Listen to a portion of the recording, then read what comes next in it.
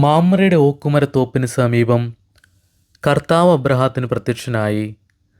3 ആളുകൾ തനിക്കെതിരെ നിൽക്കുന്നത് അവൻ കണ്ടു.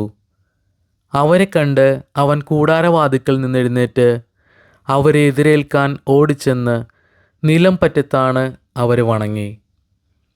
അവർ അവനോട് ചോദിച്ചു, നിന്റെ ഭാര്യ സാറ എവിടെ? കൂടാരത്തിലുണ്ട്, അവൻ മറുപടി പറഞ്ഞു.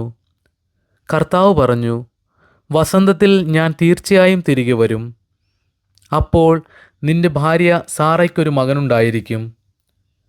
അവൻ്റെ പിറകിൽ കൂടാരവാതിൽക്കൽ നിന്ന് സാറ ഇത് കേൾക്കുന്നുണ്ടായിരുന്നു. അബ്രഹാമും സാറായും വൃദ്ധരായിരുന്നു. അവൾക്ക് ഗർഭധാരണപ്രായം കഴിഞ്ഞിരുന്നു. അതിനാൽ സാറ ഉള്ളിൽ ചിരിച്ചുകൊണ്ട് പറഞ്ഞു, എനിക്ക് പ്രായമേറെയായി, ഭർത്താവും വൃദ്ധനായി, എനിക്കിനി സന്താന സൗഭാഗ്യം ഉണ്ടാകുമോ? കർത്താവ് അബ്രഹാത്തോട് ചോദിച്ചു, വൃദ്ധയായ തനിക്കിനി കുഞ്ഞുണ്ടാകുമോ എന്ന് ചോദിച്ച് സാറ ചിരിച്ചതെന്തുകൊണ്ട്? കർത്താവിന് കഴിയാത്തത് എന്തെങ്കിലും ഉണ്ടോ? നിശ്ചിത സമയത്ത് വസന്തത്തിൽ ഞാൻ നിന്റെ അടുത്ത് തിരിച്ചു വരും. അപ്പോൾ സാറയ്ക്കൊരു മകനുണ്ടായിരിക്കും. ദൈവത്തിൻ്റെ വാഗ്ദാനങ്ങൾക്ക് അവകാശിയായ ഒരു കുഞ്ഞിനെ ഈശോയെ ഞങ്ങൾക്ക് നൽകണമേ.